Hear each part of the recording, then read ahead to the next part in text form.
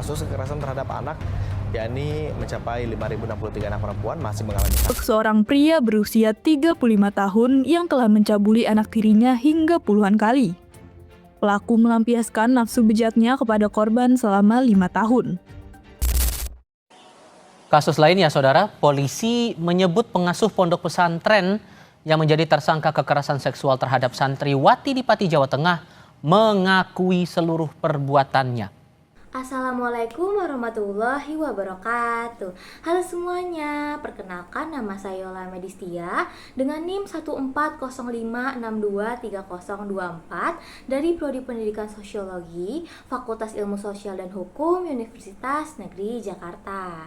Pada kesempatan kali ini, saya akan membahas tentang fenomena kekerasan seksual pada anak, yang mayoritas adalah anak di bawah umur. Kekerasan seksual pada anak tuh apa sih? Nah, kekerasan seksual pada anak merupakan segala bentuk tindakan seksual yang dilakukan terhadap anak, baik melalui paksaan, ancaman, manipulasi, maupun penyalahgunaan kekuasaan. Fenomena ini disebut sebagai krisis karena kasusnya terus terjadi dan dampaknya sangat besar bagi korban, baik secara fisik maupun psikologis. Yang membuat masyarakat semakin khawatir adalah fakta bahwa banyak pelaku berasal dari lingkungan terdekat korban. Ayah, keluarga sendiri, guru, hingga tokoh yang dihormati masyarakat bisa menjadi pelaku kekerasan seksual. Artinya, predator itu tidak selalu datang dari luar. Kadang, predator justru hadir di tempat yang dianggap paling aman oleh anak. Nah, fenomena ini menunjukkan adanya kegagalan lingkungan sosial dalam melindungi anak. Rasa aman yang seharusnya dimiliki anak perlahan hilang karena adanya penyalahgunaan kepercayaan dan juga kekuasaan. Terdapat beberapa kasus kekerasan seksual pada anak yang terjadi di Indonesia. Kasus pertama yang akan dibahas berasal dari berita berjudul "Jerit Terpendam Seorang Anak Disetubuhi Ayah Kandungnya" yang dirilis oleh Pusiknas Bareskrim Polri. Kasus ini memperlihatkan bagaimana seorang anak menjadi korban kekerasan seksual oleh ayah kandungnya sendiri. Kekerasan atau pelecehan tersebut sudah terjadi sejak 2018 setelah ibu korban meninggal. Korban saat itu berusia 7 tahun dan saat umur 9 tahun korban diperkosa dan hampir dipaksa setiap hari. Ayahnya atau tersangka bahkan memberi tekanan kepada korban dengan berkata, jika korban melapor ke polisi, maka ia akan dipenjara dan anaknya tidak akan memiliki tempat tinggal. Ayah yang seharusnya menjadi sosok yang melindungi justru menjadi pelaku kekerasan bahkan ke anak kandungnya sendiri.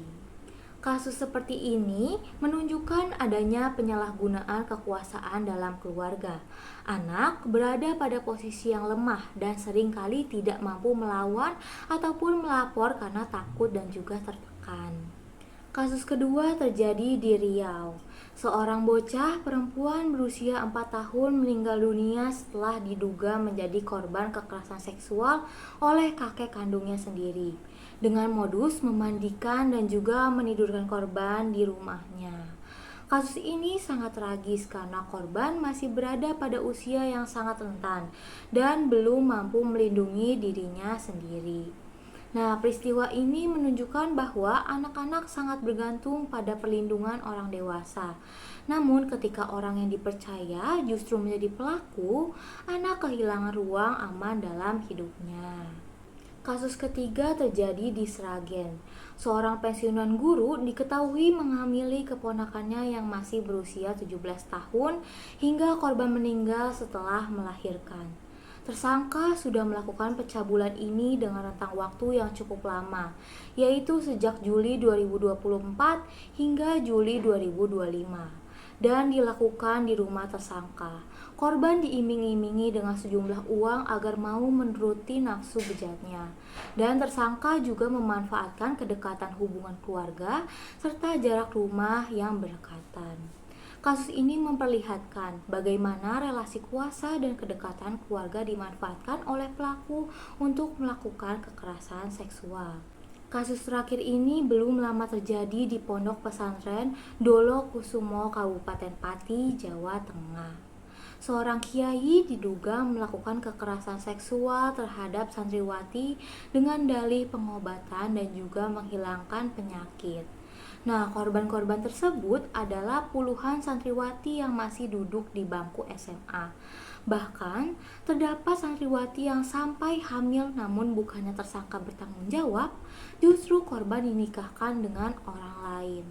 Sebelum tertangkap, tersangka juga sempat menjadi buron atau DPO karena tidak memenuhi panggilan polisi, lalu melarikan diri ke berbagai tempat tanpa adanya rasa bersalah. Nah, kasus ini menunjukkan bahwa predator dapat memanfaatkan posisi sosial dan kepercayaan masyarakat untuk memanipulasi korban.